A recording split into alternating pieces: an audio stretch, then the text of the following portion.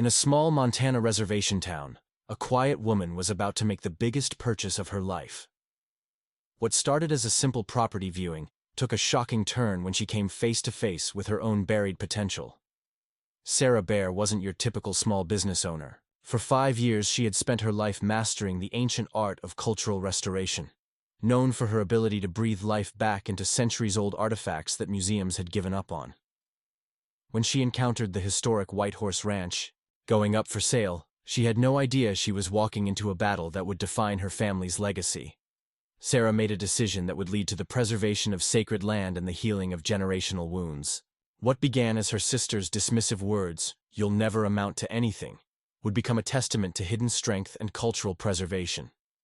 The reservation community would never be the same after Sarah proved that some victories are measured not in corporate success, but in the courage to protect what truly matters. Before we jump back in, tell us where you're tuning in from, and if this story touches you, make sure you're subscribed, because tomorrow, I've saved something extra special for you. The morning light filtered through the workshop's single window, casting shadows across Sarah Bear's hands as she worked the needle through century-old hide. The beaded dress spread before her told stories in every stitch, stories of celebration, of ceremony, of a grandmother's wedding day in 1923. One section had come loose, the sinew thread finally surrendering to time, and now tiny glass beads scattered across her workbench like fallen stars. Sarah's fingers moved with practiced precision, threading new sinew through holes worn smooth by generations. This was delicate work, requiring patience most people didn't possess. Each bead had to be placed exactly where its predecessor had lived, maintaining the geometric pattern that held spiritual significance her grandmother had taught her to recognize. The dress belonged to Mrs. Henderson, whose family had kept it wrapped in cedar bark for nearly a century. "My great-grandmother's wedding dress," she'd explained when she brought it in last week. "The beadwork is coming apart, and I'm afraid if I don't do something soon, it'll be lost forever." Her eyes had held that particular mixture of hope and desperation Sarah recognized in most of her clients, people clinging to fragments of their history, trusting her to make them whole again. This was why Sarah had left college.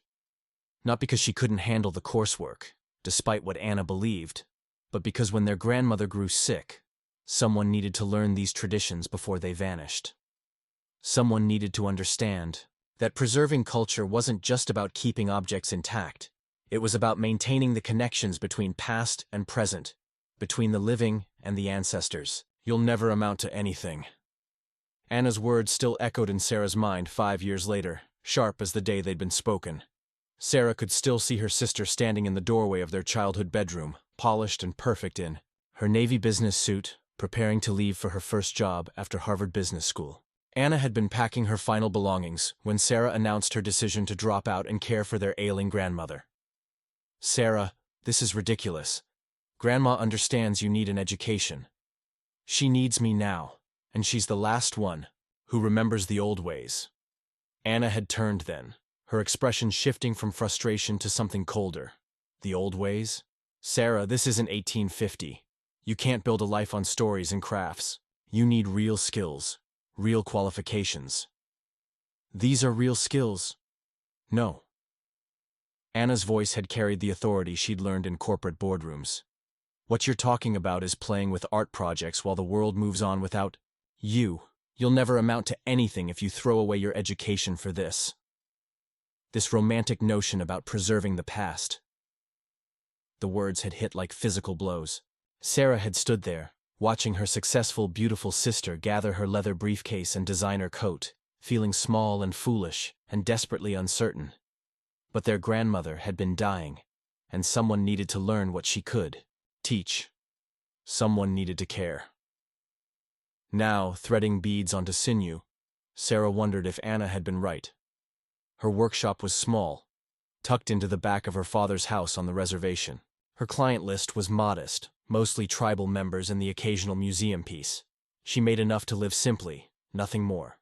By Anna's standards, by the world's standards, maybe she truly hadn't amounted to much. But her hands knew things Anna's never would. She could restore a parfleche container to perfect condition, could rebead a ceremonial dress so skillfully that experts couldn't tell where the original work ended and hers began.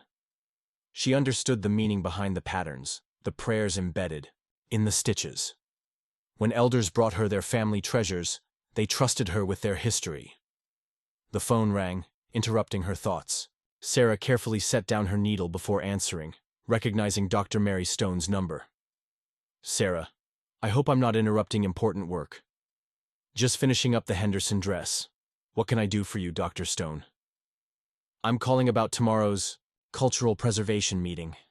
We have some significant developments to discuss." Mary's voice carried an unusual urgency.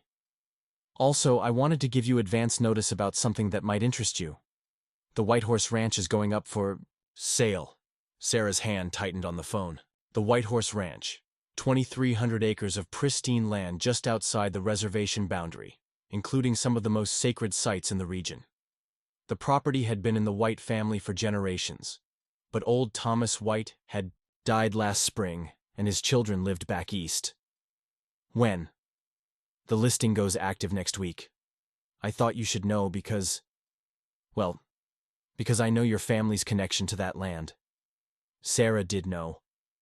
Her great-great-grandfather had been born on that land before it was surveyed and sold and fenced. Her grandmother had told stories about the sacred spring hidden in the canyon, about the Vision Quest sites on the high ridges, about the petroglyphs that marked ancient gathering places. For decades, the White family had been respectful caretakers, but now. "Dr. Stone, you don't think someone would develop it, do you?" "I think," Mary said carefully, "that we need to discuss this tomorrow. There are parties interested in the property who might not share our concern for preservation." After hanging up, Sarah sat staring at the beaded dress. The morning light had shifted, throwing new shadows across the intricate patterns. Each geometric design told part of a larger story, connected to every other element in ways that weren't immediately obvious. Like her own life, she realized. The seemingly small choices, staying home, learning from her grandmother, building her quiet business, might be part of something larger than she'd understood. She picked up her needle again, working the final beads into place. When Mrs. Henderson came to collect her great-grandmother's dress, it would be whole again, ready to be worn by another generation of dancers, to carry forward the prayers and dreams sewn into its creation. Maybe Anna was right. Maybe preserving the past wasn't enough to build a life on. But as Sarah finished the last stitch, she felt the weight of responsibility settling on her shoulders, like a ceremonial blanket. Some things were worth more than success as the world measured it. Some things were worth everything. The Whitehorse Ranch was going up for sale. And suddenly, Sarah Bear began to wonder if it was time to discover exactly how much she could amount to. The morning light had barely faded from Sarah's workshop when Anna Bear Morrison adjusted her silk blouse and checked her reflection in the glass wall of her Denver office. 27 floors above the city, she commanded a view that stretched to the Rockies, but her attention was fixed on the presentation materials spread across her mahogany desk. The Whitehorse Ranch development proposal represented 18 months of careful planning, and today's investor call would determine whether her vision became reality. Anna smoothed her hair, straightened and styled in a sleek bob that cost more than most people made in a week, and activated her video conference system. 3 investors appeared on the screen, serious men in expensive suits who saw land as nothing more than profit potential. "Gentlemen, thank you for joining me this morning." Anna's voice carried the polished confidence she'd cultivated through years of Harvard Business School training and corporate success. "I'm excited to present Morrison Development's latest opportunity, the Whitehorse Ranch Luxury Resort and Spa Complex." She clicked through her presentation slides with practiced ease. Architectural renderings showed gleaming buildings nestled against mountain backdrops, golf courses carved into natural meadows, and infinity pools reflecting manufactured sunsets. The resort would cater to wealthy tourists seeking authentic Western experiences, horseback riding, guided hunts, spa treatments using local minerals. The property offers 2,300 acres of pristine Montana landscape, strategically located between Glacier National Park and Yellowstone. Our market research indicates a 17% annual growth in luxury ecotourism in this region. Richard Caldwell, the lead investor, leaned forward. "What's our timeline for breaking ground?" "Pending acquisition of the property, We could begin construction next spring. The listing goes active next week, and I've already established a relationship with the selling agent. Anna's smile was sharp, efficient. I anticipate minimal competition. The property requires significant capital investment, and the remote location limits interested parties. Environmental concerns? Asked another investor. Anna had prepared for this question. Standard impact assessments will be conducted, naturally. The property has been used for cattle ranching for over a century, so there are no protected habitats or endangered species concerns. She paused, then added carefully, there are some minor historical sites on the property, but nothing that would prevent development. Minor historical sites. The words felt like ash in her mouth, but she pushed forward. This was business. Sentiment didn't build empires. The call concluded with tentative approval, pending final environmental reports and property acquisition. Anna closed her laptop, feeling the familiar satisfaction of a successful presentation. This project would establish Morrison Development as a major player in luxury hospitality, potentially opening doors to projects across the Rocky Mountain region. Her phone buzzed. Robert Baer. Her father's name on the caller ID made her stomach tighten with an emotion she couldn't quite name. Dad? She kept her voice neutral, professional. Anna, I hope I'm not catching you at a bad time. I'm between meetings. What's going on?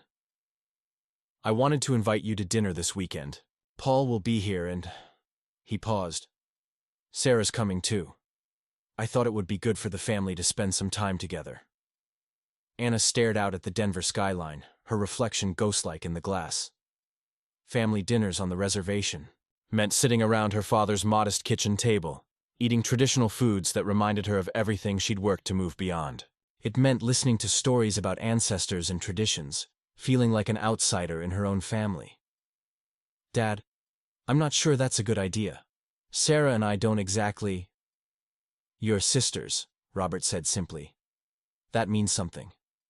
After hanging up, Anna opened her desk drawer and pulled out a small framed photograph, the only personal item in her minimalist office. The picture showed 3 children, herself at 15, Sarah at 12, and Paul at 10, standing beside their grandmother outside the old family house. Anna wore a traditional dress her grandmother had made, beadwork catching the sunlight. She looked happy, connected, whole. Marcus appeared in her doorway, his presence immediately commanding attention. Even after 5 years of marriage, her husband retained the confident bearing that had first attracted her at business school. His family's old money and established connections had opened doors for Morrison Development that Anna could never have accessed alone. How did the Whitehorse call go? He asked, settling into the chair across from her desk. Very well. We should have approval by next week. Marcus noticed the photograph in her hands. You don't usually have that out. Anna set the frame aside quickly. My father called. He wants me to come home for dinner. The reservation? Marcus's tone carried subtle disapproval. He'd visited exactly twice in their marriage, both times for obligatory family events. The modest homes and unpaved roads made him uncomfortable, though he tried to hide it behind polite interest. I told him I'd think about it. Anna, you know how I feel about this. You've worked too hard to build your career to get pulled back into that environment.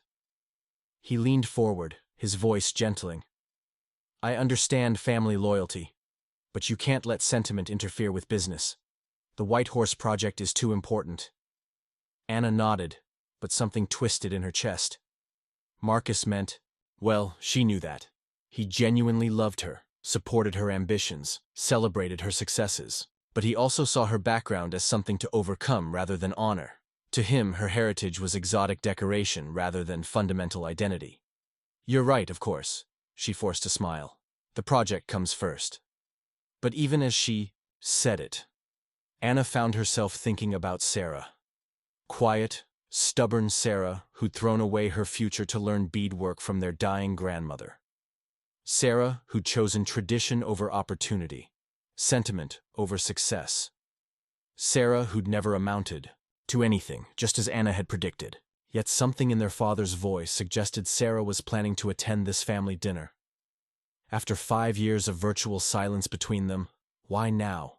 What could possibly have changed? Anna looked again at the photograph. at her younger self wearing traditional dress with obvious pride. That girl seemed like a stranger now, someone from another life entirely. But as she prepared to close the drawer, Anna found herself hesitating. Instead, she left the frame on her desk, visible to anyone who entered her office. The Whitehorse Ranch development would proceed as planned. But perhaps it was time to remind herself exactly what she was building her empire upon. The mountain air carried the scent of sage and pine as Sarah drove her pickup truck along the dirt road leading to the Whitehorse Ranch.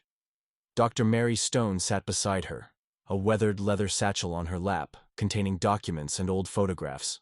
In the back seat, Helen River hummed softly, a traditional song Sarah recognized but couldn't name, something her grandmother used to sing while working. There, Mary pointed ahead as they crested a small hill. The main ranch house.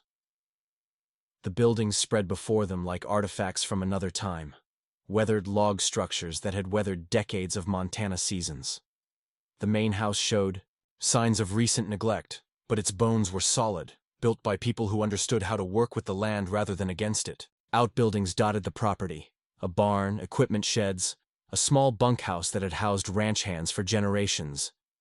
But it wasn't the buildings that made Sarah's breath catch. It was the land itself, rolling meadows that stretched toward pine-covered ridges, a creek that wound through cottonwoods, and beyond it all, the massive stone formations that marked the entrance to Spirit Canyon. Even from a distance, she could feel something pulling at her, a recognition that went deeper than memory. Helen River was already climbing out of the truck before Sarah had fully stopped. Despite her 78 years, the elder moved with surprising agility, her eyes scanning the landscape with the intensity of someone reading a beloved book after long absence. "The spring is still running," Helen said, pointing toward a grove of aspens where water caught the afternoon light. "My grandmother brought me here when I was 7 years old. She said the water had been flowing since the world was young." Dr. Stone spread a surveyor's map across the truck's hood, weighing down the corners with stones. "The property boundaries are clearly marked, but what concerns me are the sites that aren't on any official survey." She traced a finger along the creek's path. "According to tribal oral histories, there are at least 3 sacred sites within these boundaries, possibly more." Sarah studied the map, but Helen was already walking toward the creek, her movements sure despite the uneven ground. Sarah and Mary followed, leaving the modern world of property lines and legal descriptions behind. The first site Helen led them to appeared unremarkable to untrained eyes, a natural clearing surrounded by ancient cottonwoods, their trunks scarred by old lightning strikes. But Helen knelt and brushed away fallen leaves, revealing a circle of stones arranged with deliberate precision. "Medicine wheel," she said simply. "Very old. Maybe 200 years, maybe more. Young people came here for vision quests, to seek guidance from the spirits." Her fingers traced the stone pattern. "My great-grandfather received his adult name at this place. The eagles spoke to him here." Mary photographed the site carefully, taking measurements and notes. As an anthropologist, she understood the academic significance, but Sarah could see something deeper in her mentor's eyes, a recognition of the sacred that went beyond scholarly interest. "There's more," Helen said, rising and walking toward the canyon mouth. The path became rougher as they climbed, but Helen moved with the confidence of someone following a trail invisible to others. The canyon walls rose around them, red sandstone, carved by millennia of wind and water.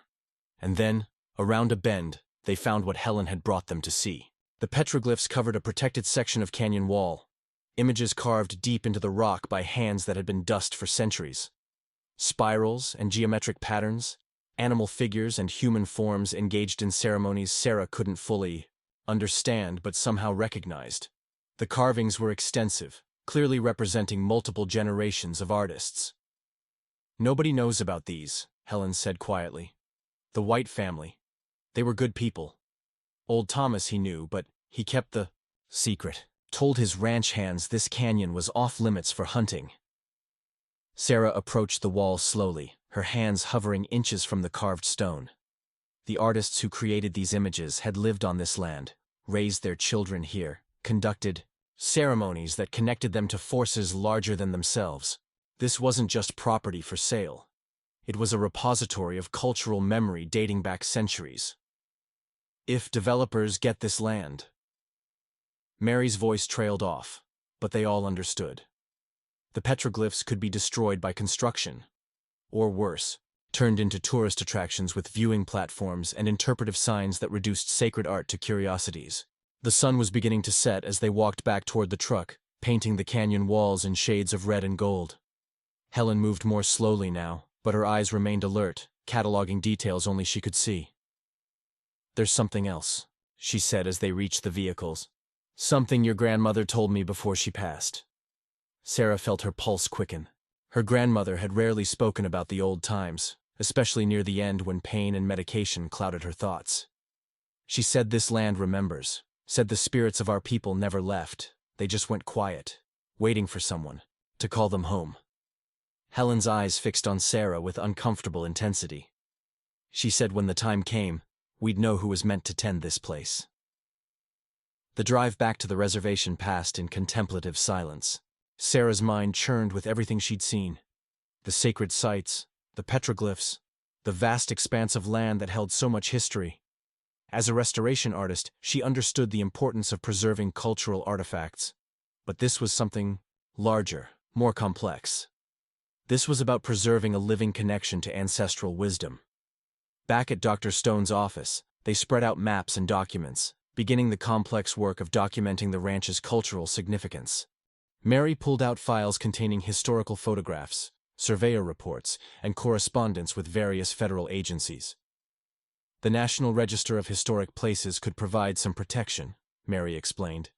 But the process takes months, sometimes years. And it doesn't prevent private development entirely. Sarah stared at the photographs, images of the ranch from different eras. In one, taken in the 1940s, she could see Native American families gathered near the sacred spring, clearly with permission from the white family to conduct ceremonies. "What would it cost?"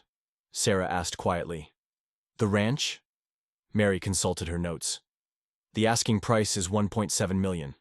For that much land, it's actually reasonable, but..." She looked at Sarah with concern. "Sarah, that's far beyond what any individual could manage, especially someone in our field."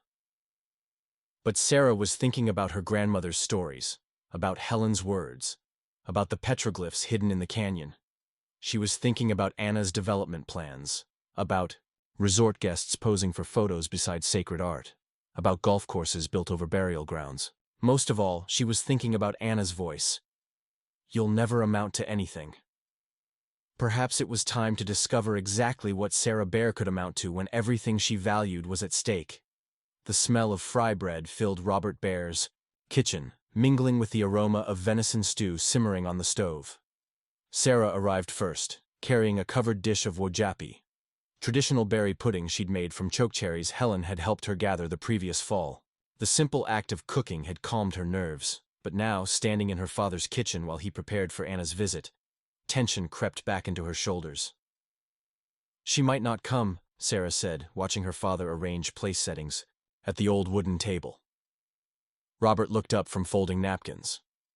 At 62, he still moved with the deliberate grace of someone who'd spent his life working with his hands. But gray had claimed most of his black hair, and new lines marked his weathered face. "She'll come. Anna's many things, but she keeps her word." Paul arrived as the sun began to set, carrying his guitar case and wearing the paint-stained jeans that marked him as permanently artistic. As the middle child, he'd learned early to read the emotional weather in family gatherings, and Sarah could see him already assessing the atmosphere for potential storms. "So," Paul said, setting down his instrument, "are we taking bets on how long it takes for things to get uncomfortable?" "Paul," Robert's voice carried gentle warning. "Dad, we all know why Anna's really coming. She wants something." Paul opened the refrigerator and pulled out a beer. "She hasn't been here in 8 months, and suddenly she wants family dinner? Come on." Sarah wanted to defend her sister, but Paul wasn't wrong. Anna's pattern was predictable. Long absences followed, by brief visits when she needed something from the family. Usually, it was Robert's signature on documents related to her business dealings, or his presence at some corporate function where having an authentic Native American father provided useful optics. The sound of an expensive car engine in the driveway silenced their conversation. Through the window, Sarah watched Anna emerge from a gleaming BMW, her movements precise and controlled. Even here, on a dusty reservation road, Anna looked like she'd stepped from a magazine.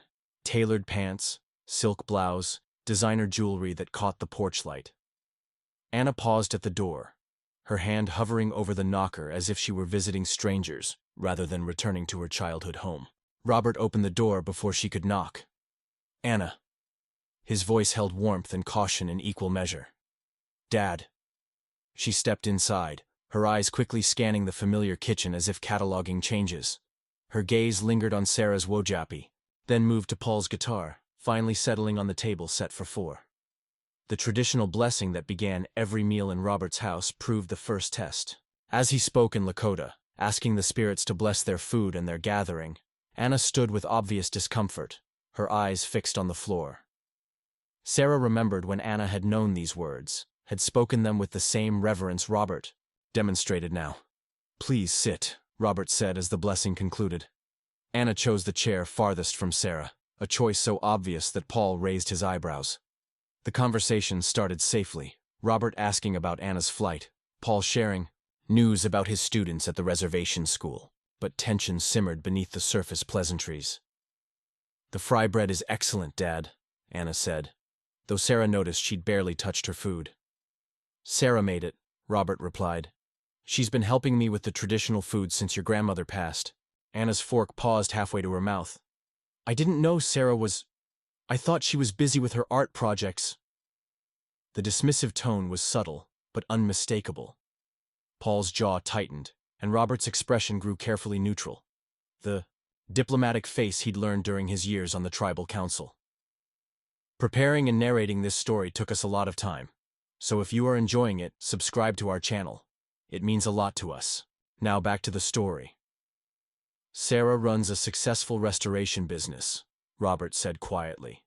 "Museums across the region trust her with their most valuable pieces." "That's nice." Anna's smile didn't reach her eyes. "I'm sure it's fulfilling." Sarah felt heat rise in her cheeks but forced herself to remain silent. This was exactly how family dinners had gone for years. Anna's polite condescension, everyone else walking on eggshells to avoid confrontation. "Speaking of business," Anna continued, "I wanted to talk to you about an opportunity that's come up. The Whitehorse Ranch is going up for sale." The change in atmosphere was immediate. Robert set down his fork slowly, while Paul stopped mid-chew. Sarah felt her stomach clench, knowing what was coming but powerless to prevent it. "I remember that land," Robert said carefully. "Your great-great-grandfather was born there." "Yes, well, that's actually part of what makes it so appealing for development." Anna's voice carried the confidence of someone accustomed to winning. "Morrison Development is planning a luxury resort that will celebrate the area's Western heritage. Authentic Native American themes, traditional architecture, cultural experiences for guests." Sarah couldn't remain silent any longer. Cultural experiences? Educational programs, craft demonstrations, maybe some traditional dancing for entertainment. Anna waved her hand dismissively. It would bring tourism revenue to the region, create jobs. "Anna," Robert's voice carried, warning. "That land has sacred sites, vision quest locations, burial grounds. Dad, that's exactly the kind of thinking that keeps people trapped in poverty." Anna's mask of politeness was slipping. "You can't eat tradition. You can't pay rent with stories about the ancestors. But you can destroy them for profit," Sarah said quietly. Anna turned toward her sister, and for a moment, Sarah saw something raw and hurt in her expression before the professional mask snapped back into place. "I don't expect you to understand, Sarah. Business requires making difficult decisions based on facts, not sentiment." "Facts?" Sarah stood up, her chair scraping against the floor. "Like the fact that there are petroglyphs in Spirit Canyon that date back hundreds of years? Like the fact that families still conduct ceremonies at the sacred spring?" Anna's eyes narrowed. "How would you know about petroglyphs in the canyon?" The question hung in the air like smoke from a dying fire. Sarah realized she'd revealed too much, but there was no going back now. Because I've been there. Dr. Stone and Helen River took me to see the sites your development would destroy. My development? Anna's voice rose. Sarah, this is a multi-million-dollar project. It requires serious investors, detailed planning, environmental studies. And you think I can't understand that because I never finished college? Sarah's 5 years of suppressed hurt finally boiled over. Because I chose to learn from our grandmother instead of getting a business degree? Yes! Anna slammed her hand on the table, making the dishes jump. Because you threw away your education to play with beads and hide while the real world moved on without you. Because you've never taken a risk, never tried to build something meaningful. That land is meaningful! Sarah's voice cracked with emotion. Not because of what you can build on it, but because of what's already there. Because our ancestors are there. Anna stood as well, her face flushed with anger and something that looked like pain. Our ancestors are dead, Sarah. They've been dead for generations. You can't live in the past forever. And you can't run from it forever, Sarah shot back. The kitchen fell silent except for the soft bubbling of the stew on the stove. Robert and Paul sat frozen, witnesses to a confrontation that had been building for years. I'm not running from anything, Anna said finally, her voice dangerously quiet. I'm building a future. Something that matters, something that lasts, something that amounts to more than preserving dead things in a workshop. She gathered her purse and moved toward the door, then paused and looked back at Sarah. You want to know what I think about the ranch? I think it's perfect for development because nobody cares about it. The White family is selling because they can't make money ranching anymore. The state isn't interested in buying it for preservation, and certainly no one from the reservation has the resources to acquire it. Her smile was sharp, cutting. So, unless you've been hiding $1 million trust fund in your bead collection, I'd suggest you accept reality and stop fighting progress. The door closed behind Anna with quiet finality, leaving the 3 remaining family members in stunned silence. Through the window, they watched the BMW's taillights disappear into the darkness. She doesn't know, Paul said finally, about your business, your savings, any of it. Sarah looked at her father, seeing something in his eyes she couldn't quite read. Hope maybe, or recognition? No, Sarah said quietly. She doesn't.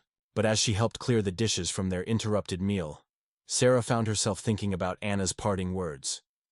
Unless you've been hiding $1 million trust fund. She hadn't been hiding anything. She'd simply been building something Anna never bothered to notice.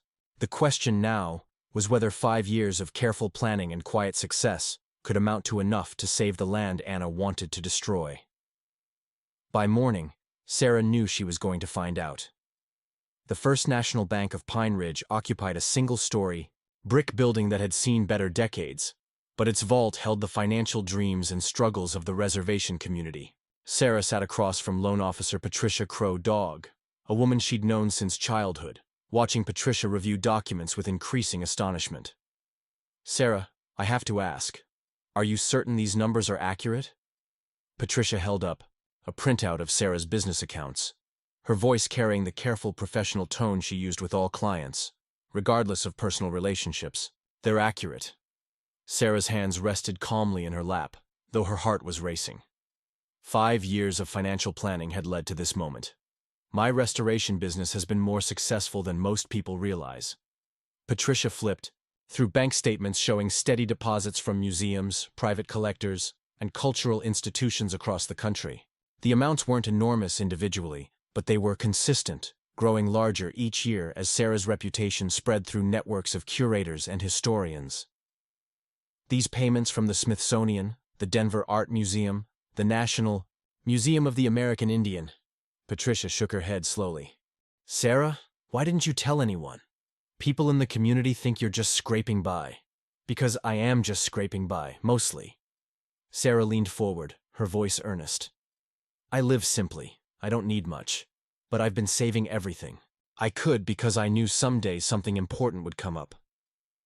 Dr. Mary Stone sat beside Sarah, her own folder of documents spread across the desk.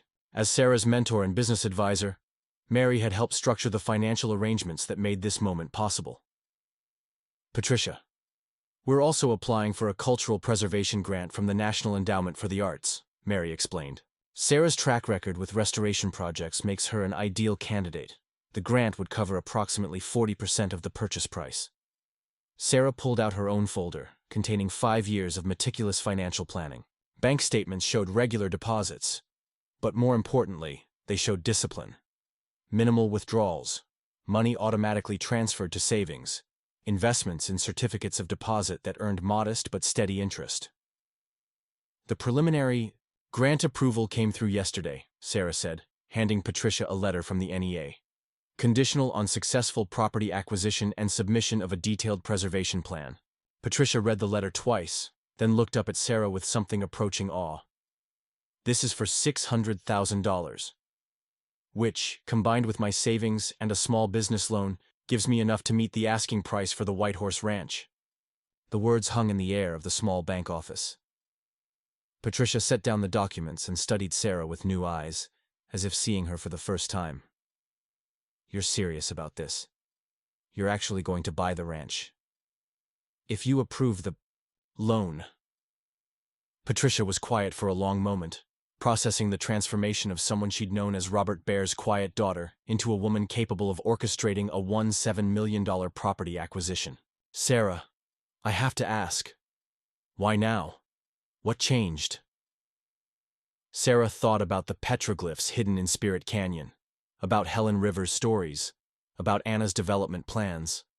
But mostly, she thought about her grandmother's hands teaching her to thread, sinew, showing her that preservation wasn't just about keeping old things intact, it was about maintaining connections between past and future. Because some things are worth more than money, Sarah said simply.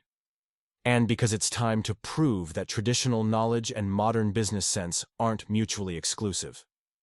3 hours later, Sarah sat in the law office of Richards and Associates, facing a stack of papers that would transform her from struggling artist to property owner.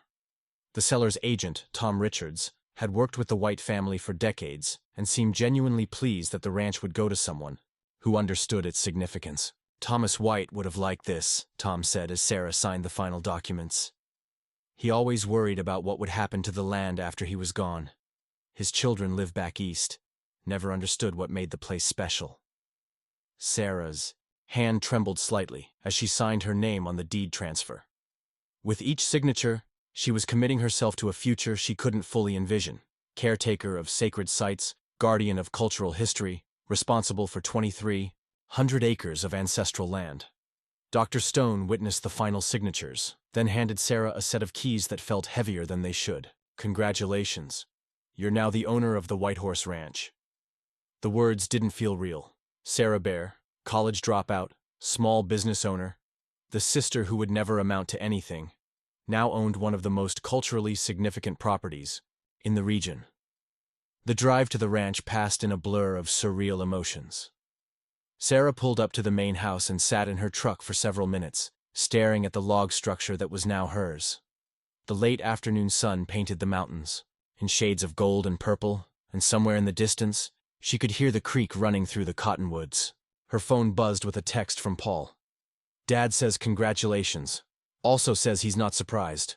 Call when you're ready to talk. Another message from Helen River. The ancestors are smiling. Come see me tomorrow. But it was the third message that made Sarah's breath catch. From an unknown number. Heard through the grapevine that you outbid Morrison Development on the Whitehorse property. Impressive. Would like to discuss how we might work together. James White. Sarah stared at the message, recognizing the name, James White, grandson of the previous owner, the park ranger she'd heard about but never met. His grandfather's family had owned this land for generations, and now he was reaching out to the woman who'd taken it from them. As the sun set behind the mountains, Sarah walked to the sacred spring Helen had shown her. The water ran clear and cold, just as it had when her great-great-grandfather was born on this land. Just as it had when countless generations of her people came here to pray and seek guidance. She knelt beside the spring and dipped her hands in the water, feeling the connection to ancestors she'd never known but somehow remembered. The purchase was complete, the papers signed, the land officially hers. But now came the harder part, proving worthy of the trust she'd accepted. Somewhere in Denver, Anna was probably just discovering that her development deal had been derailed by her little sister. The sister, who would never amount to anything, had just outmaneuvered a Harvard MBA and a team of professional investors. The thought should have brought satisfaction. But instead, Sarah felt only the weight of responsibility. This wasn't about proving Anna wrong. This was about proving the ancestors right, that their descendants could still honor the land, still maintain the sacred connections, still choose preservation over profit. The spring bubbled quietly in the gathering darkness, carrying its ancient songs toward a future Sarah was now responsible for protecting. The dust from Sarah's truck had barely settled in the ranch driveway when Anna's BMW came roaring up the access road, gravel spitting from beneath expensive tires. Sarah watched from the porch of the main house, her hands steady on the railing, despite the storm she knew was coming. She'd been expecting this confrontation since yesterday, when news of the sale had spread through the small networks that connected reservation and town. Anna emerged from her car like a force of nature, her business attire incongruous against the rural backdrop. Even in her fury, she moved with the controlled precision that had made her successful in boardrooms, but Sarah could see cracks in that polished exterior. Her hair slightly disheveled, her blouse wrinkled from the drive. "You." Anna's voice cut across the yard like a blade. "You did this." Sarah descended the porch steps slowly, meeting her sister halfway across the dusty yard. "I bought a piece of property. Last I checked, that wasn't illegal." "Don't play games with me, Sarah." Anna's eyes blazed with a mixture of rage and something that looked like betrayal. "You knew about my development project. You knew what this meant to my company." "I knew you wanted to build a resort on sacred land," Sarah replied evenly. "I decided that wasn't going to happen." Anna laughed, but there was no humor in the sound. "Sacred land? Sarah, this is 2,300 acres of overgrazed ranch property. The only thing sacred about it is the price tag, which, by the way, how exactly did you manage? Did Dad mortgage his house? Did the tribal council loan you money?" "I bought it with my own resources." "Your resources?" Anna's voice climbed higher. "Sarah, you work out of a converted bedroom making arts and crafts. You drive a 15-year-old pickup truck. You shop at thrift stores." Sarah felt the familiar sting of her sister's dismissal. But this time, it was tempered by something new. The knowledge that Anna's assumptions were built on willful blindness. "You never bothered to ask what my business actually involves." "Because I didn't need to ask. I could see—" "You could see what you wanted to see." Sarah's voice remained calm, but steel entered her tone. "You saw what fit your narrative about the successful sister and the failure who stayed home." Anna stepped closer, her fury palpable. "My narrative? Sarah, 18 months ago you couldn't afford to fix your truck's transmission. I know because Dad asked if I could help with the repair bill. And I turned down your help and fixed it myself with money from a restoration contract with the Denver Art Museum." Sarah met her sister's gaze directly. A contract worth $12,000 for a single piece. For the first time, uncertainty flickered across Anna's face. $12,000? For what? "A ceremonial buffalo robe from 1847. Took me 3 months to restore it properly." Sarah's voice carried quiet pride. "They're featuring it in a permanent exhibit on Plains Indian culture." Anna shook her head, as if trying to dislodge information that didn't fit her worldview. "Even if that's true, even if you've made some money doing whatever you do, that doesn't give you the right to sabotage my project out of spite." "Spite?" Sarah's composure cracked slightly. "Anna, do you even know what's on this land? Do you know about the petroglyphs in Spirit Canyon? The sacred spring? The burial sites?" "I know about archaeological surveys and environmental impact studies," Anna shot back. "I know about proper development procedures and legal requirements. What I don't know is how my college dropout sister managed to outbid a major development company." The words hit like physical blows, each one designed to wound. College dropout. Sarah felt 5 years of careful confidence wavering under the assault of her sister's contempt. "There it is," Sarah said quietly. "That's what this is really about. Not the ranch, not your development project. It's that I did something you didn't think I was capable of. You want to know what this is about?" Anna's voice rose to near shouting. This is about you destroying something I've worked 18 months to build. This is about you playing games with investments and investor relationships you couldn't possibly understand. This is about you acting out some childhood fantasy of proving me wrong instead of thinking about the real-world consequences. A new voice cut through their argument. Excuse me. Both sisters turned to see a man approaching from the direction of the creek. Tall and lean, with the weathered look of someone who spent his days outdoors, he moved with the easy confidence of someone comfortable in wild places. His park ranger uniform was dusty from hiking, and his expression showed careful neutrality as he approached the tense sisters. James White, he said, extending a hand toward Sarah. I sent you a text yesterday. Sarah shook his hand, grateful for the interruption. Sarah Bear, thank you for reaching out. Anna's eyes narrowed as she studied the newcomer. White, as in the family that just sold this ranch? My grandfather's property, yes. James's voice carried a complexity Sarah couldn't quite read. I wanted to meet the new owner, discuss some transition issues. Transition issues? Anna seized on the phrase. What kind of transition issues? James glanced between the sisters, clearly recognizing he'd walked into a family drama. Well, there are some access agreements with neighboring ranchers, water rights documentation, that sort of thing. But also... He paused, his gaze settling on Sarah.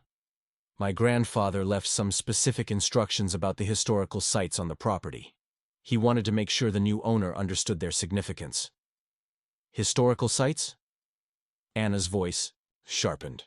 What historical sites? Sarah felt her heart rate quicken. This conversation was heading toward revelations she wasn't ready to share with Anna. At least, not like this.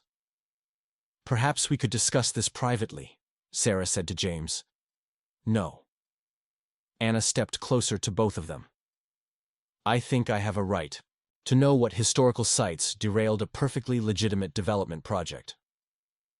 James looked uncomfortable, but seemed to recognize that the truth would come out eventually. There are Native American cultural sites throughout the property. Petroglyphs, ceremonial areas, possibly burial grounds. My grandfather worked with tribal elders for decades to protect them. Anna went very still. Burial grounds. Potentially. We never did a full archaeological survey, but the oral histories suggest... You knew, Anna said, turning back to Sarah. You knew about burial grounds, and you didn't tell me. I knew the land was culturally significant, Sarah replied carefully. Culturally significant? Anna's voice climbed again. Sarah, if there are actual burial sites on that property, it changes everything. Federal law, state regulations, tribal sovereignty issues. Which is exactly why it needed to be protected, Sarah interrupted. Protected? Anna stared at her sister as if seeing her for the first time. Sarah, do you have any idea what you've gotten yourself into? Do you understand the legal complexities, the regulatory requirements, the ongoing obligations of owning a property with archaeological significance? For the first time since the confrontation began, Sarah felt a flicker of uncertainty. She'd focused so intently on acquiring the land that she hadn't fully considered what would come after. I'll learn, she said simply. Anna laughed, but this time the sound held more desperation than anger. You'll learn? Sarah, this isn't like restoring a beaded dress. This is federal oversight, environmental compliance, cultural resource management. This requires expertise you don't have. James cleared his throat. Actually, that's part of why I wanted to meet. My grandfather left detailed records of the sites, correspondence with tribal elders, documentation going back decades. I thought the new owner might appreciate having access to that information. Sarah felt a surge of gratitude toward this stranger who was offering to help bridge the gap between her intentions and her experience. But she also saw something else in his eyes, a genuine care for the land that went beyond professional obligation. Thank you, she said. I'd very much appreciate that. Anna watched this exchange with growing frustration. This is insane. Sarah, you've bought a property you can't afford to maintain, with legal obligations you don't understand. To preserve sites you're not qualified to manage. Maybe, Sarah acknowledged, but at least I won't be building a golf course over burial grounds. The two sisters stared at each other across a chasm that seemed to widen with every word. Anna, successful and sophisticated, confronting the reality that her supposedly simple sister had outmaneuvered her. Sarah, quietly determined, facing the magnitude of what she'd committed herself to.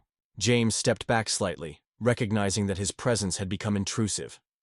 "I should let you two work this out. Sarah, when you're ready to discuss the property records, you have my number." As he walked away, Anna and Sarah remained locked, in their stalemate, each seeing the other across years of misunderstanding and hurt. "This isn't over," Anna said finally. "No," Sarah agreed quietly. "I don't think it is." But as Anna drove away in another cloud of dust, Sarah found herself thinking not about her sister's threats, but about James White's offer of help. Maybe she didn't have all the expertise this responsibility required, but she was learning that sometimes the most important qualifications couldn't be found in any business school or professional training program. Sometimes what mattered most was simply caring enough to try. The sound of hammers echoed across the ranch as morning sun illuminated the work party gathered around the main house. Sarah stood on the porch, coffee mug in hand, watching community members arrive with tools and determination. Word had spread quickly through the reservation about her purchase, and the response had been overwhelming. People offering labor, materials, expertise, and most importantly, support for her vision. Paul arrived early, his pickup loaded with lumber donated by the tribal construction crew. Behind him came Dr. Mary Stone in her dusty Subaru, followed by 3 trucks carrying members of the tribal youth group who'd volunteered their Saturday to help restore the ranch buildings. "Where do you want us to start?" called Tommy Crow Dog, a recent high school graduate whose grandmother had taught traditional crafts alongside Sarah's grandmother. Sarah consulted the list she and Mary had compiled the night before. The main house needs the most structural work. New supports for the front porch, replacement boards for the flooring, basic weatherproofing. The work began with the easy camaraderie of people accustomed to community projects. On the reservation, barn raising and house repairs were communal activities that brought neighbors together across family lines and tribal politics. But this felt different to Sarah, more purposeful, weighted with significance that went beyond simple maintenance. Helen River arrived mid-morning, moving slowly but carrying a bundle wrapped in traditional cloth. She approached Sarah with the gravity of someone bearing important responsibility. "These are for the ceremony," Helen said, unwrapping sage bundles and small leather pouches. "Before this becomes a cultural center, the land needs to be properly blessed. The spirits need to know we're here as caretakers, not owners." Sarah accepted the sacred materials with reverence, understanding that Helen was entrusting her with knowledge that couldn't be bought or learned from books. This was the kind of education Anna had dismissed as irrelevant, but Sarah recognized it as essential, the difference between preserving objects and honoring living culture. James White appeared around noon, driving a park service truck loaded with boxes. Sarah felt her pulse quicken slightly at the sight of him, not just because of the obvious attraction, but because his presence represented something she hadn't expected: partnership across cultural lines. "My grandfather's records," he explained, setting the boxes on the porch. "Correspondence with tribal elders, maps marking the sacred sites, photographs dating back to the 1940s. He documented everything." Sarah opened the first box to find manila folders filled with letters written in careful script, maps hand-drawn with meticulous detail, and black and white photographs showing Native American families gathered at the sacred spring. The documentation was remarkable. Decades of communication between James's grandfather and tribal leaders, working together to protect sites that mainstream culture would have ignored or destroyed. "This is incredible," Mary said, examining a letter dated 1962. "Your grandfather was corresponding with traditional leaders about proper management of the petroglyphs." James nodded, but Sarah detected something complicated in his expression. He felt guilty about his family's history with the land. His great-grandfather acquired the property through some questionable dealings in the 1880s. Grandpa spent most of his life trying to make amends. "And now you're helping us preserve it," Sarah said. "That seems like pretty good amends to me." Their eyes met, and Sarah felt something shift between them. A recognition of shared purpose that went beyond their different backgrounds. But the moment was interrupted by Paul's voice calling from inside the house. "Sarah, you need to see this." She found her brother in what had been the ranch office, staring at the telephone. His expression was grim. "Anna called the house looking for you. Dad told her you were here." Paul paused. "She's on her way." Sarah felt her stomach clench. The previous day's confrontation had left too many things unresolved, too many angry words hanging in the air. But before she could respond, they heard the sound of multiple vehicles approaching. Through the window, Sarah watched 3 trucks pull into the yard, not Anna's BMW, but larger vehicles carrying people she didn't recognize. Men in expensive boots and new cowboy hats, moving with the aggressive confidence of people accustomed to getting their way. "Who are they?" James asked, joining them at the window. Sarah's heart sank as she recognized the lead figure, a tall man in his 50s wearing a suit that cost more than most people made in a month. Richard Caldwell, one of Anna's investors, the man whose money had been backing the resort development. "Trouble," Sarah said quietly. The work party outside had noticed the newcomers as well. Tommy Crow Dog and his friends moved protectively, closer to the house, while Helen River positioned herself directly in the path of the approaching men. Sarah realized she was about to witness a confrontation between her community's values and the kind of money that usually got its way in rural Montana. Caldwell approached Helen with the smile of someone accustomed to charming his way through obstacles. "Ma'am, we're looking for Sarah Bear. We understand she's the new owner of this property." Helen studied him with the unwavering gaze of someone who'd seen too many smooth-talking outsiders make promises they wouldn't keep. "And you are?" "Richard Caldwell, Caldwell Development Group. We had a business arrangement with Ms. Bear's sister regarding this property." "Had," Helen emphasized, past tense.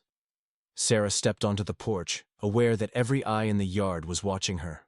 This was her first test as the ranch's new owner, how she handled pressure from people with more money and power than she'd ever possessed. "Mr. Caldwell," she said calmly, "I'm Sarah Bear." Caldwell's smile widened, but his eyes remained cold as they assessed her work clothes and paint-stained hands. "Ms. Bear, I hope we can discuss this situation reasonably. There seems to have been a misunderstanding about the availability of this property." "No misunderstanding. I purchased it legally through standard channels." "Well, yes, technically that's true." Caldwell's tone suggested he was addressing a child. "But you see, Morrison Development had invested considerable time and resources in planning for this property. We have architectural drawings, environmental studies, investor commitments, none of which gave you any legal claim to the land," James interrupted, stepping up beside Sarah. Caldwell's gaze sharpened as he recognized the park ranger uniform. "And you are?" "James White. My family owned this property for 4 generations before selling it to Ms. Bear." "Ah." Caldwell's expression suggested he'd found a more reasonable person to negotiate with. "Then you understand the economic realities. Ms. Bear may have good intentions, but she lacks the resources to properly develop this property. We're prepared to make a very generous offer." "The property isn't for sale," Sarah said firmly. "Ms. Bear, perhaps you don't understand the full implications of what you've taken on." Caldwell's patience was wearing thin. "This property requires significant investment for basic maintenance alone. Insurance, taxes, environmental compliance. We're talking about hundreds of thousands of dollars annually." Sarah felt a flutter of anxiety. She'd focused so intently on acquiring the land that she hadn't fully calculated the ongoing costs of ownership. But before doubt could take hold, she heard Helen River's voice behind her. "The land doesn't belong to any of us," Helen said quietly. "We're just caretakers for the ancestors and the generations yet to come." The words reminded Sarah why she'd made this choice. Not for profit or development, but for preservation. Not because it was easy, but because it was necessary. "Mr. Caldwell," Sarah said, her voice carrying new strength, "this property is being converted to a cultural center for the preservation of Native American heritage. It's not available for resort development, now or ever." Caldwell's mask of friendliness finally slipped completely. "Ms. Bear, I think you'll find that idealism doesn't pay property taxes. When you're facing foreclosure in 2 years, remember that we tried to offer you a reasonable alternative." As the investors drove away, Sarah found herself surrounded by her work party, community members who'd volunteered their Saturday to help her build something meaningful. James stood beside her, solid and supportive, while Helen River began unpacking the sage for the blessing ceremony. "You did good," Paul said quietly. But even as the work resumed around her, Sarah couldn't shake Caldwell's words about the financial realities of property ownership. She'd won the first battle, but the war for the ranch's future was just beginning. In Denver, Anna was probably fielding angry phone calls from disappointed investors. Her development deal was dead. Her sister had outmaneuvered her, and everything she'd worked to build was crumbling. Sarah should have felt triumphant. Instead, she felt the weight of responsibility settling on her shoulders like a heavy blanket. She'd saved the land, but now she had to prove she could protect it. Not just from developers, but from her own inexperience and the harsh realities of rural economics. The sound of hammers resumed across the ranch as her community continued, building something new from something old. But in the back of her mind, Sarah heard an echo of Anna's voice. "You'll never amount to anything." The next few months would determine whether that prediction was wrong, or whether Sarah had simply bitten off more than she could chew. The protesters arrived on a Tuesday morning in late September, their signs and angry voices shattering the peaceful work rhythms Sarah had established at the ranch. She watched from the main house window as pickups and SUVs formed a line along the access road, disgorging people she recognized from town but had never spoken to, ranchers, business owners, and others whose faces carried the hard certainty of people convinced they were fighting for economic survival. "Jobs, not museums," read one sign. "Progress, not past," declared another. The crowd numbered about 30, but their voices carried across the morning air with the amplified anger of people who felt their way of life threatened by forces they couldn't control. Sarah pulled on her jacket and walked onto the porch, where James was already waiting. He'd arrived early to help install new fencing around the petroglyphs site, but now his attention was fixed on the protesters with obvious tension. "Some of those people are my relatives," he said quietly. Sarah followed his gaze to a cluster of men near the front of the crowd.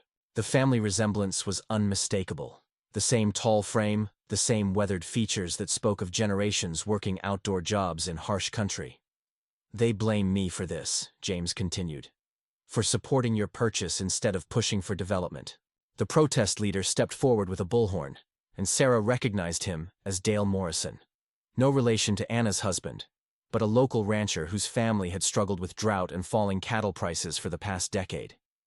"We're here to send a message to Sarah Bear and her outside supporters," Morrison's voice crackled through the speaker. "This community needs jobs and economic development, not another government-subsidized playground for environmental extremists." Sarah felt her jaw tighten at the characterization, but James placed a steadying hand on her arm. "Let them have their say first. If you react defensively, you lose the moral authority." More vehicles were arriving, media vans from the regional television stations, drawn by the combination of land rights conflict and cultural preservation issues. Sarah watched a reporter she recognized from the evening news setting up for what would probably become a statewide story about rural economics versus Native American rights. Dr. Mary Stone's Subaru pulled into the yard, followed by Helen River, in her grandson's truck. The elder moved slowly, but with purpose toward the house, her presence immediately changing the dynamics of the gathering. Even the protesters seemed to recognize her authority, their voices dropping to respectful murmurs as she passed. "This was inevitable," Mary said, joining Sarah and James on the porch. "Anytime you challenge established economic interests, there's going to be pushback." "But they're making it sound like I'm some outside agitator," Sarah replied. "I was born 20 miles from here." "You're not the enemy they want to fight," Helen said, settling into a porch chair, with the deliberate movements of someone conserving energy for important battles. "They want to fight poverty, uncertainty, the feeling that the world is changing too fast for them to keep up. You're just a convenient target." The protests continued for 2 hours, with speakers taking turns at the bullhorn to voice complaints about environmental regulations, federal interference, and the perceived privileging of Native American interests over local economic needs. Sarah listened to every word, recognizing legitimate concerns buried within the rhetoric. These were people whose families had worked the land for generations, who'd seen ranches fail and small towns shrivel as economic opportunities disappeared. Their anger wasn't entirely misplaced. It was just misdirected at someone trying to preserve culture rather than the larger forces that had left rural Montana struggling. When the formal protest began to wind down, Sarah made a decision that surprised even herself. She walked down from the porch and approached the crowd, her movement causing a ripple of attention through the protesters. "I'd like to say something," she called out, her voice carrying clearly in the morning air. Dale Morrison looked skeptical, but handed her the bullhorn.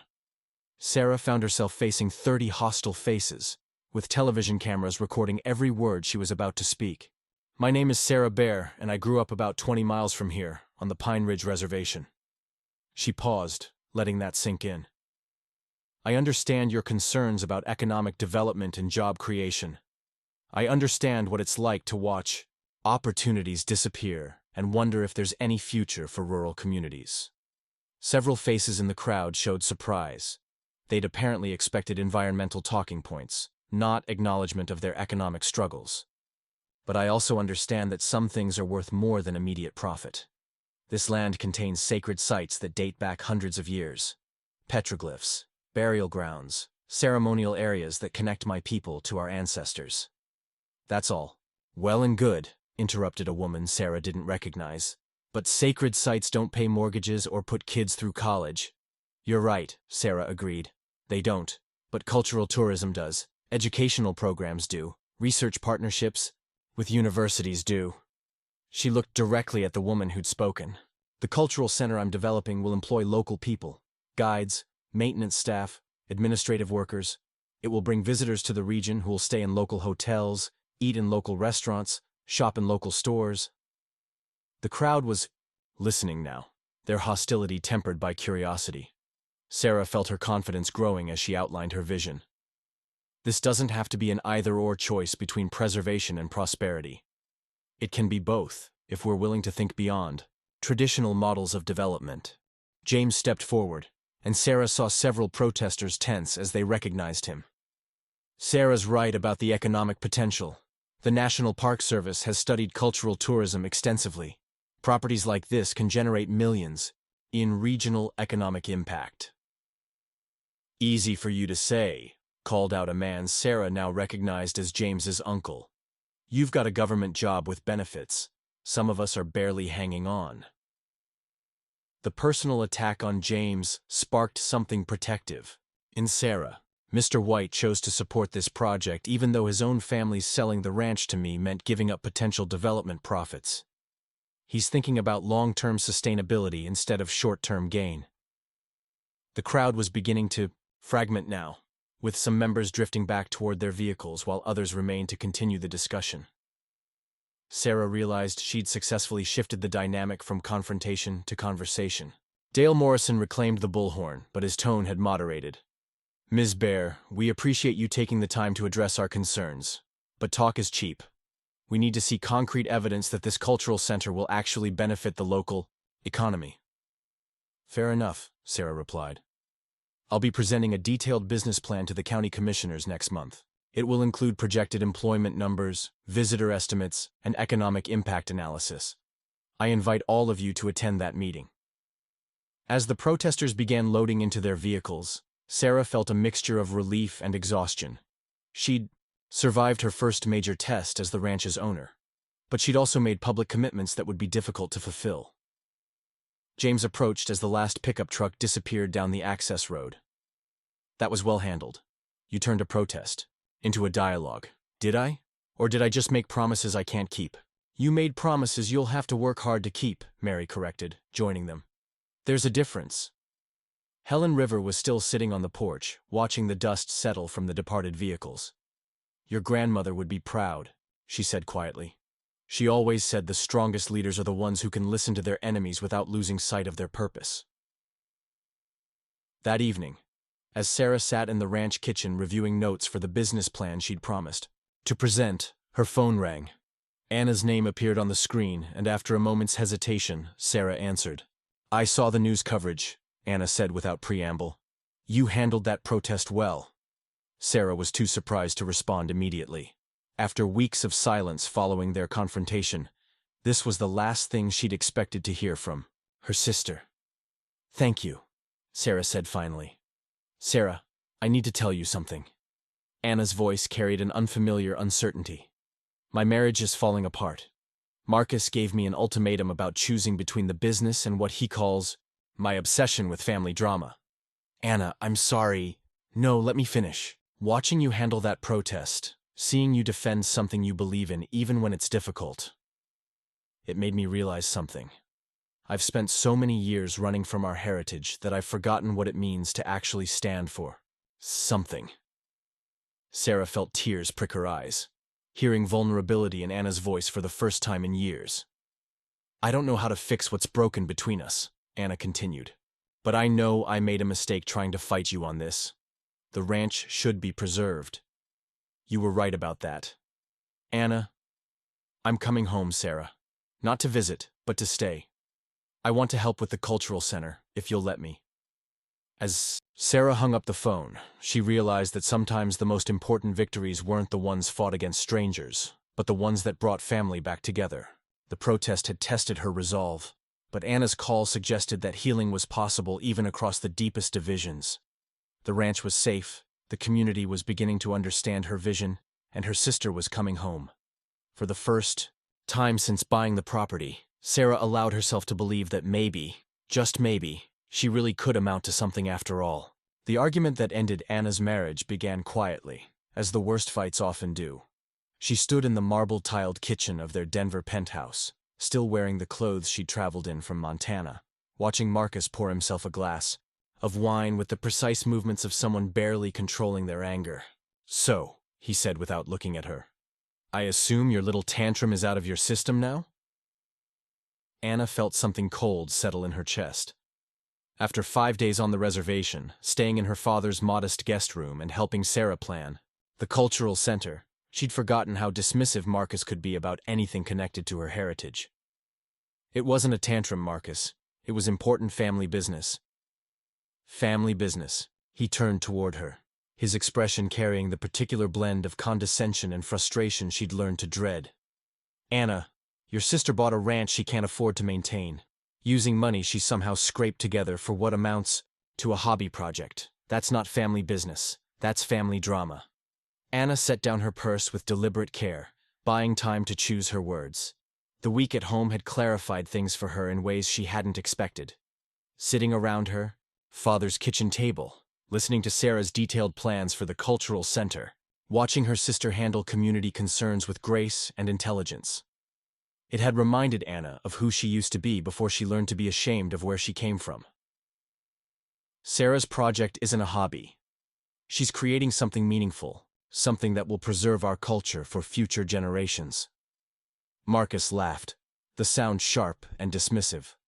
"Our culture? Anna, you haven't lived on the reservation in over a decade.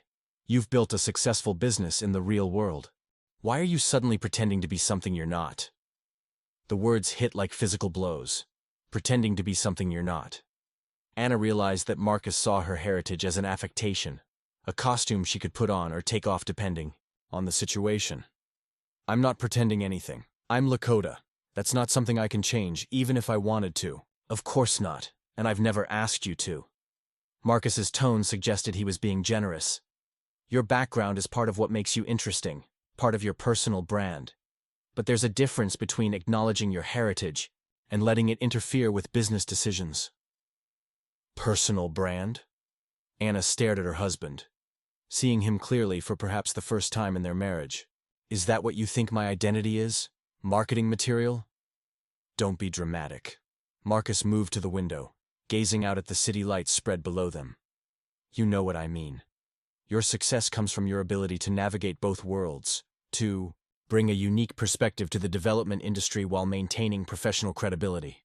Anna thought about the petroglyphs hidden in Spirit Canyon, about Helen River's stories, about the sacred spring where her ancestors had prayed for generations. She thought about Sarah's quiet determination to preserve something precious, and her own willingness to destroy it for profit. "What if I told you I'm thinking about closing the Denver office?" she said quietly. Marcus turned sharply. "What?" "Moving back to Montana, working with Sarah on the cultural center." The silence stretched between them, filled with 5 years of accumulated misunderstandings and different visions of what their life together should look like.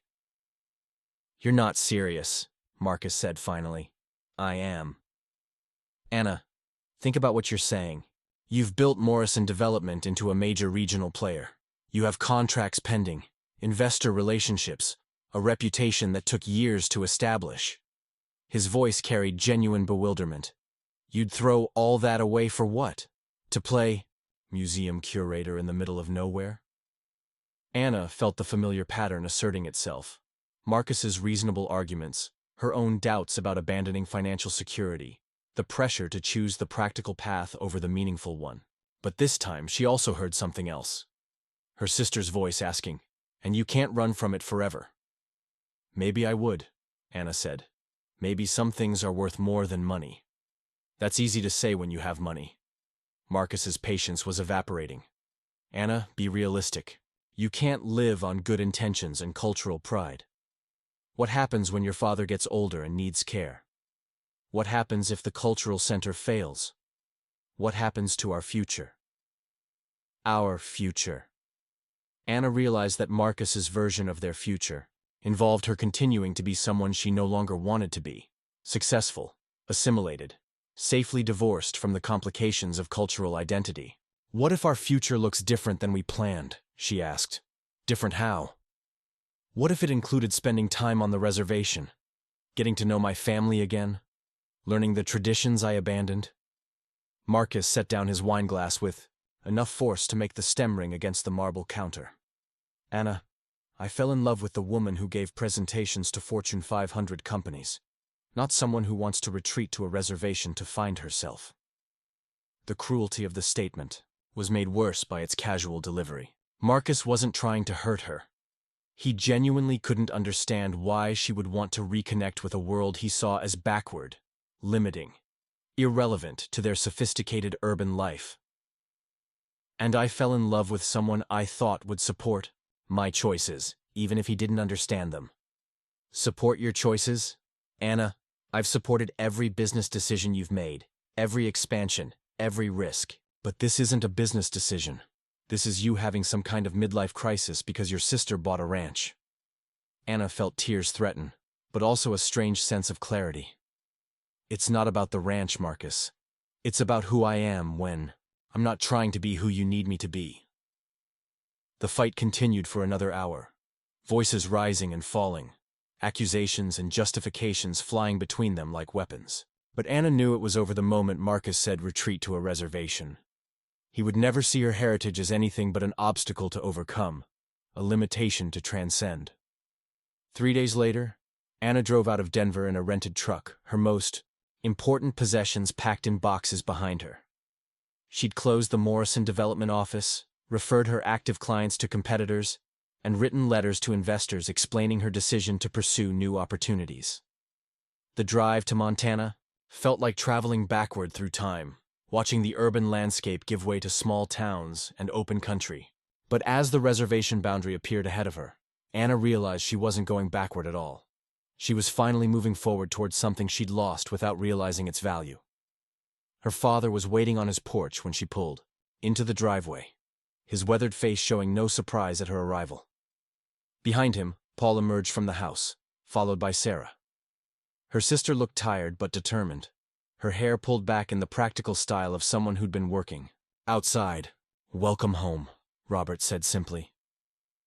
Anna climbed out of the truck and stood looking at her family, really looking at them for the first time in years. Paul with his paint-stained fingers and gentle eyes. Sarah with her quiet strength and hidden competence. Her father with his diplomatic wisdom and patient love. "I don't know how to do this," Anna said, her voice catching slightly. "I don't know how to be part of this anymore." Sarah stepped forward and wrapped her arms around her sister, and Anna felt 5 years of carefully constructed distance collapse into something that felt like possibility. "Neither did I," Sarah said quietly. "But we learn as we go." The morning of the Whitehorse Ranch Cultural Center's grand opening dawned clear and bright, with autumn light painting the mountains in shades of gold and crimson. Sarah stood on the porch of the main house, now converted into a visitor center and museum. Watching caravans of cars and trucks arrive along the access road, she'd helped pave with grant money and community labor. 6 months had passed since Anna's return. 6 months of the hardest and most rewarding work Sarah had ever undertaken. The transformation of the ranch had required not just physical renovation, but careful navigation of cultural protocols, federal regulations, and the complex dynamics of bringing together native and non-native communities around shared goals. Anna emerged from the main building carrying a clipboard and wearing clothes Sarah had never seen her in before. Practical jeans, hiking boots, a fleece jacket embroidered with the cultural center's logo. The designer suits and expensive jewelry had been packed away, replaced by the uniform of someone who'd chosen purpose over polish. "The catering truck is here," Anna reported. "Helen wants to do the final blessing of the food before people start arriving." The sisters had developed an easy working relationship over the past months, their different skills complementing each other in ways neither had anticipated. Anna's business experience proved invaluable for grant applications and government compliance, while Sarah's cultural knowledge and community connections provided the foundation for everything they built. "How many people are we expecting?" Sarah asked. "Around 300 confirmed, but it could be more. The tribal chairman is bringing a delegation from Pine Ridge. The governor's office sent a representative. And James says several park superintendents are coming to see if this model could work at other sites." Sarah felt a flutter of nervousness at the magnitude of attention their small project had attracted. What had begun as her personal mission, to save sacred land, had evolved into something much larger, a prototype for collaborative cultural preservation that was drawing interest from across the region. James appeared around the corner of the building, wearing his dress uniform and carrying a bouquet of wildflowers. Over the months of working together, their partnership had deepened into something neither of them had expected, but both had come to treasure. His knowledge of the land's history, combined with his federal connections and genuine respect for native culture, had made him an invaluable ally, and increasingly, something more personal. "These are from the meadow where your great-great-grandfather was born," he said, offering the flowers to Sarah. Helen suggested they should be part of today's ceremony. Sarah accepted the bouquet, feeling the weight of symbolism in the simple gesture. The meadow James referenced had been inaccessible to tribal members for over a century, but now it would be preserved as part of the cultural center's interpretive trails. Robert arrived with Paul, both men wearing traditional ribbon shirts that Sarah had made during the long winter evenings when renovation work slowed. Her father's eyes showed pride mixed with something deeper, a sense of vindication for choices he'd made decades earlier about how to raise his daughters. "Your grandmother would have loved this day," he said, embracing Sarah carefully to avoid crushing the flowers. "She's here," Helen Rivers' voice carried across the yard as the elder approached with slow dignity.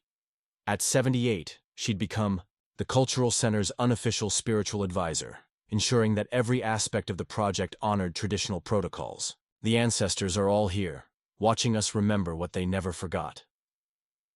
The formal opening ceremony began at noon, with Helen offering prayers in Lakota, while tobacco smoke carried their words toward the 4 directions. Sarah found herself standing between Anna and James, feeling the support of people who'd believed in her vision, even when she'd doubted it herself. Dr. Mary Stone served as Master of Ceremonies, her academic credentials lending credibility to the project while her genuine passion for preservation provided its emotional heart. She introduced speakers who represented the various constituencies that had made the cultural center possible: tribal leaders, government officials, academic researchers, and community members who'd volunteered countless hours of labor. But it was Sarah's speech that brought tears to many eyes, as she spoke about the journey from her grandmother's bedside to this moment of celebration. "When I was young, my grandmother taught me that every stitch in a beaded dress carries prayers," Sarah said, her voice carrying clearly across the assembled crowd. "She taught me that preservation isn't about keeping dead things under glass, it's about maintaining living connections between past and future." She gestured toward the restored buildings, the interpretive trails leading to sacred sites, the garden where traditional plants grew alongside educational displays. "This cultural center exists because of everyone who refused to let our heritage be developed out of existence. It exists because people from different backgrounds chose cooperation over conflict, preservation over profit." Sarah's eyes found Anna in the crowd, seeing her sister's face bright with emotion and pride. The transformation in their relationship had been as dramatic as any renovation of ranch buildings. From bitter rivals to collaborative partners, from strangers to sisters who'd rediscovered what family could mean. But most importantly, Sarah continued, this center exists because some things are worth more than individual success. Some things belong to all of us and to the generations yet to come. The applause that followed felt different from polite appreciation. It carried the energy of people who'd witnessed something rare and valuable being saved from destruction.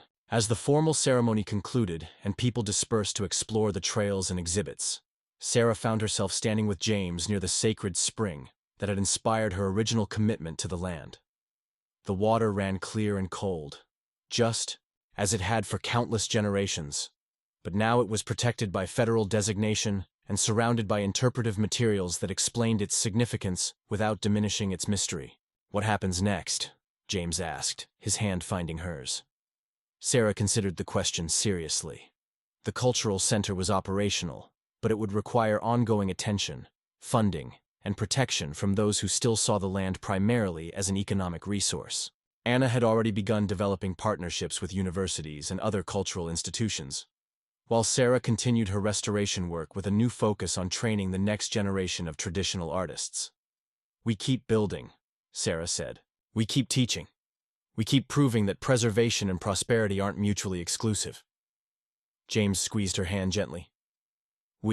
Sarah looked at this man who'd chosen to support her vision, even when it complicated his own family relationships, who'd become both professional partner and personal anchor in ways she was still learning to appreciate. If you want to be part of it, I can't think of anything I'd rather be part of. As the sun began to set behind the mountains, painting the sky in shades of pink and orange, Sarah watched families exploring the cultural center grounds. Children ran along the interpretive trails while their parents read about traditional plant uses. Teenagers examined the petroglyphs with expressions of wonder and connection. Elders shared stories with younger visitors, passing along knowledge that would otherwise be lost. Anna approached carrying 2 cups of coffee, her face showing the exhaustion and satisfaction of someone who'd helped create something meaningful from nothing. So, Anna said, offering Sarah one of the cups, what do you think? Did we amount to anything? Sarah laughed, remembering the words that had driven her for so many years. I think Grandma would say we amounted to exactly what we were supposed to. The sisters stood together in comfortable silence, watching the land they'd fought to preserve. The Whitehorse Ranch Cultural Center represented more than successful historic preservation. It was proof that identity and economics, tradition and progress, family and individual achievement didn't have to be opposing forces. As the last visitors departed and the cleanup began, Sarah felt a deep sense of completion. Not the kind of ending that closed doors, but the kind of beginning that opened infinite possibilities. The land was safe, the culture was preserved, and the community had learned that sometimes the most valuable developments were the ones that built bridges instead of buildings. The ancestors were smiling and the future was full of promise. Up next, you've got 2 more standout stories right on your screen. If this one hit the mark, you won't want to pass these up. Just click and check them out. And don't forget to subscribe and turn on the notification bell so you don't miss any upload from us.